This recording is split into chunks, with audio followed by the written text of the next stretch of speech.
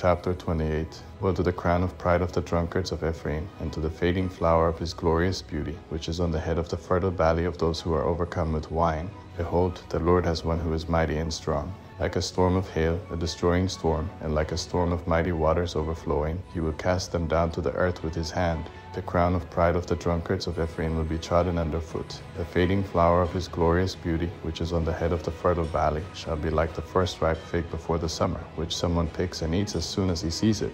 In that day, Yahweh of armies will become a crown of glory and a diadem of beauty to the residue of his people, and a spirit of justice to him who sits in judgment, and strength to those who turn back the battle at the gate.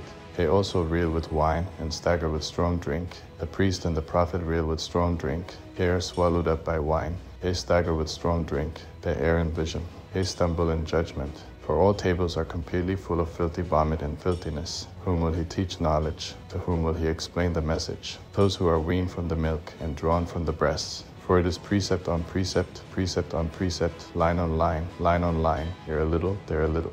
That he will speak to this nation with stammering lips and in another language, to whom he said, This is the resting place. Give rest to the weary, and this is the refreshing, yet they would not hear. Therefore Yahweh's word will be to them precept on precept, precept on precept, line on line, line on line, here a little, there a little, that they may go, fall backward, be broken, be snared, and be taken. Therefore hear Yahweh's word, you scoffers, that rule this people in Jerusalem. Because you have said, We have made a covenant with death, and we are in agreement with Sheol. When the overflowing scourge passes through, it won't come to us, for we have made lies our refuge, and we have hidden ourselves under falsehood. Therefore the Lord Yahweh says, Behold, I lay in Zion for a foundation a stone, a tried stone, a precious cornerstone of a sure foundation. He who believes shall not act hastily. I will make justice the measuring line, and righteousness the plumb line.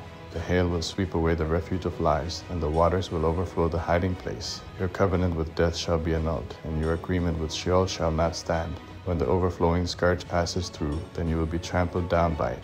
As often as it passes through, it will seize you, for morning by morning it will pass through, by day and by night, and it will be nothing but terror to understand the message. For the bed is too short to stretch out on, and the blanket is too narrow to wrap oneself in. For Yahweh will rise up as on Mount Perizim. He will be angry as in the valley of Jabon, that he may do his work, his unusual work, and bring to pass his act, his extraordinary act. Now therefore don't be scoffers, lest your bonds be made strong, for I have heard a decree of destruction from the Lord, Yahweh of armies, on the whole earth. Give ear and hear my voice. Listen and hear my speech. Does he who plows the soil plow continually? Does he keep turning the soil and breaking the clods? When he has leveled its surface, doesn't he plant the dill and scatter the cumin seed and put in the wheat in rows, the barley in the appointed place, and the spelt in its place? For his God instructs him in right judgment and teaches him.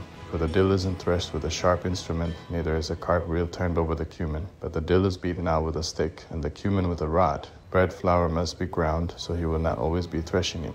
Although he drives the wheel of his threshing cart over it, his horses don't grind it. This also comes out from Yahweh of armies, who is wonderful in counsel and excellent in wisdom,